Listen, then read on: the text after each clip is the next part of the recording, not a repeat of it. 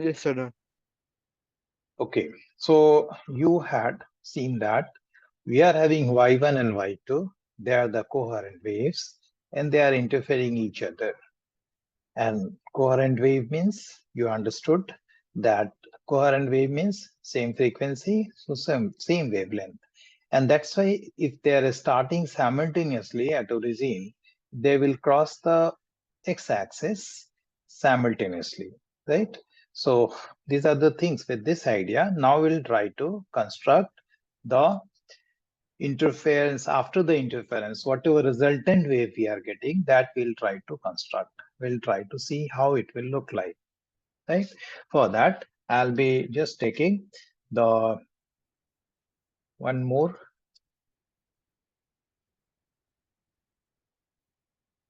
wave diagram, right?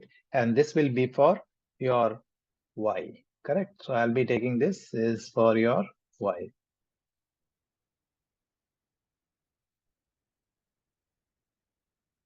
Okay, so this is your y. This side omega t as usual. All these points, wherever we are having the peak value, the maximum value, and the point where it is passing through the x-axis, all these points I'll be taking it down, correct? Just to draw the resultant. So we'll see how this fellow is moving now. So in this case, check it. We are having y1, y2, and now y also. Y is the resultant of y1 and y2. So we can write it straight away. My y is equal to y1 plus y2. Clear? Y is equal to y1 plus y. Means the instantaneous value at any point of time, anytime, whatever instantaneous value is there for y1 and y2 at that particular time has to be added to assess what is my y. Y is nothing but the resultant displacement, we can say, because that fellow is oscillating all the time. It is oscillating between positive and maximum negative value of that wave.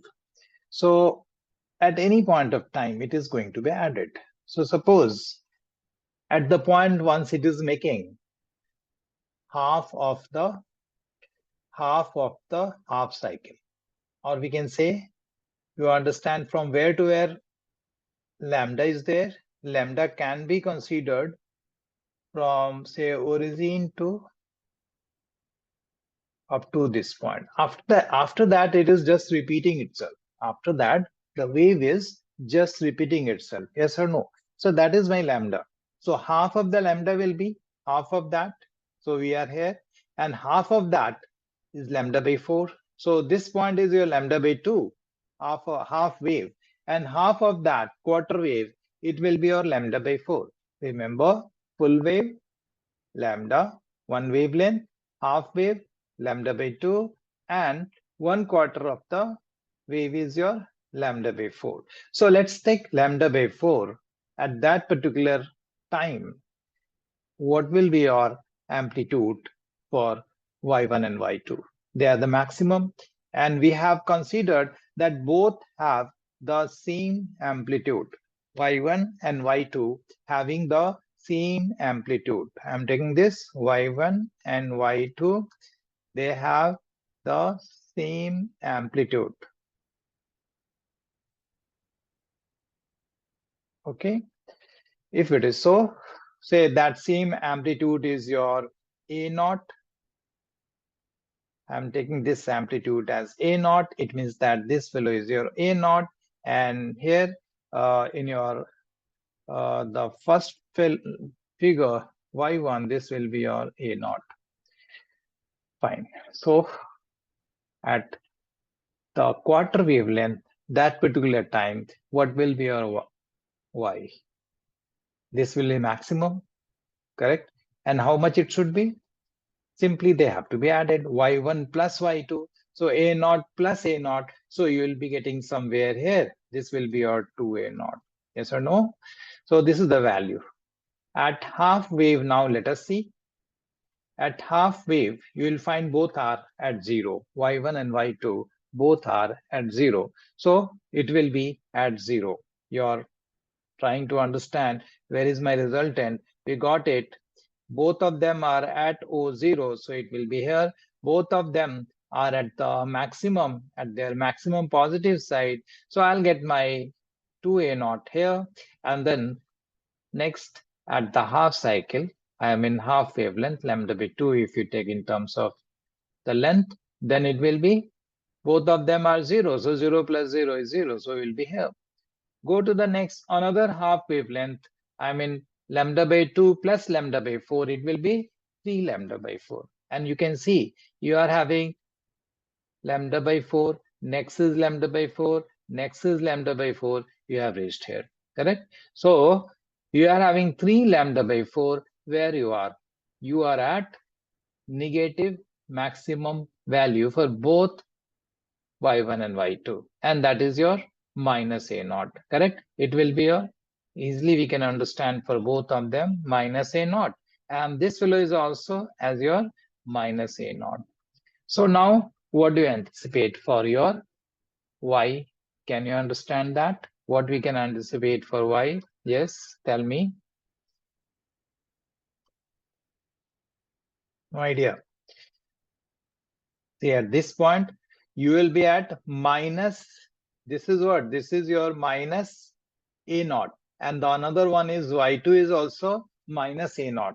So minus a naught, the value will be minus 2a naught. So somewhere here you will be same amount, but downward you will be here. Your point will be here. Now for the one wave, you see where you will be. Both are at 0 and 0. So if you add them 0 only, so we are able to construct my waveform. It will be, resultant will be sine wave only. Correct. So okay, you will draw the waveform like this. Correct. It will come down, go to the minus 2a, and then come up, go here, and the things will be repeated. Correct. Same way, the things will be repeated. Right. So it will cross to 0. Here it will cross to the maximum value, and then the things will be repeated. Here it is going to be maximum value. Right. This is your 2a naught, and then we, as we have discussed, this fellow will be, if I just try to understand what is my this fellow, it will be a minus 2a naught. Correct. So resultant, you understand how to draw this. This is known as constructive interference.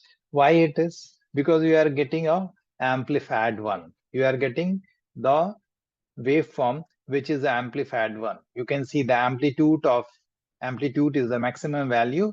So amplitude is just double of the amplitude of any one of them, because they are both are having the same amplitude, y1 and y2. So amplitude of y is just double of the amplitude of the y1 or y2. That is our observation.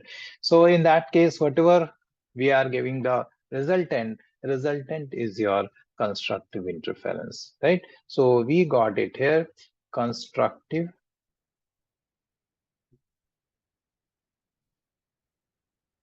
interference. And how we are getting this constructive interference? If they are starting simultaneously. In that, we had understood that your phase difference, right? Phase difference is how much? Pi, and which is 0. Phase difference is 0 here, right? No phase difference, and hence we are getting constructive interference here. Now, any other way we can have the same result. Here you see they are starting simultaneously. At the point once they reach, they are in phase. We will say that now in terms of that. Once they are arriving at any point, as I told you, the tabletop, they are in phase. And we say not only in phase, there is no phase difference. Okay, we got the constructive interference.